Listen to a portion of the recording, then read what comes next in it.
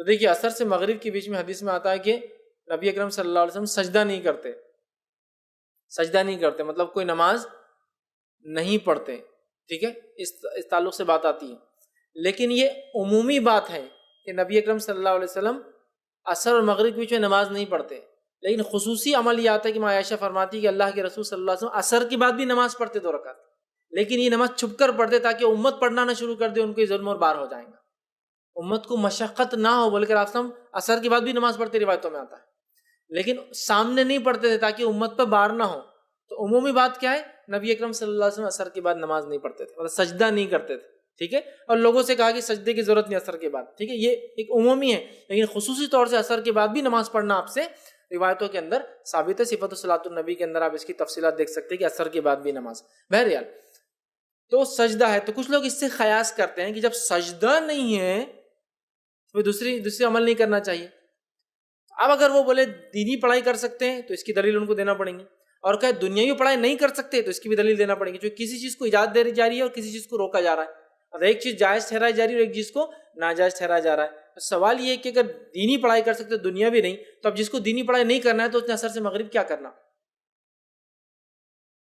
خالی رہنا، بولتے سونا بھی نہیں، عصر سے مغرب نحوست آتی تو سونا بھی نہیں، خالی رہنا، تو مطلب عصر سے مغرب بزنس کیا جا سکتا ہے، عصر سے مغرب نوکری کی جا سکتی ہے، عصر سے مغرب کھیل کود کیا جا سکتا ہے، صرف نہیں کرنا ہے تو کیا ہے؟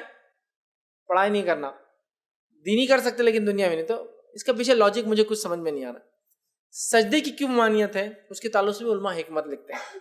فجر کے طلوع سورج ہونے سے لے کر پورا ہونے تک، اور عصر کے بعد سورج غروب ہوتا ہے تو پورا غروب ہونے تک آپ سے منع کیا۔ اس کی وجہ یہ ہے کہ یہ 2 موقعوں پر شیطان جو ہے سورج کے سامنے آ کے کھڑا ہو جاتا ہے، ٹھیک، اور حدیث میں الفاظ ہے وہ کمر پہ ہاتھ رکھ کے ایسا کھڑا ہوتا ہے، ٹھیک، اور جب لوگ اگر یہ ٹائم پر سجدہ کرتے ہیں، اور یہ ٹائم پہ کون سجدہ کرتے ہیں معلوم آپ کو؟ جو سورج کی عبادت کرتے ہیں، جب سورج نکلتا ہے وہ سجدہ کرتے ہیں، جب سورج ڈوبتا کرتے ہیں، تو شیطان آگے کھڑا ہو کر اس کو خوشی محسوس ہوتی کہ خوش فہمی ہوتی ہے اس کو کہ میرے کو سجدہ کر رہا ہے۔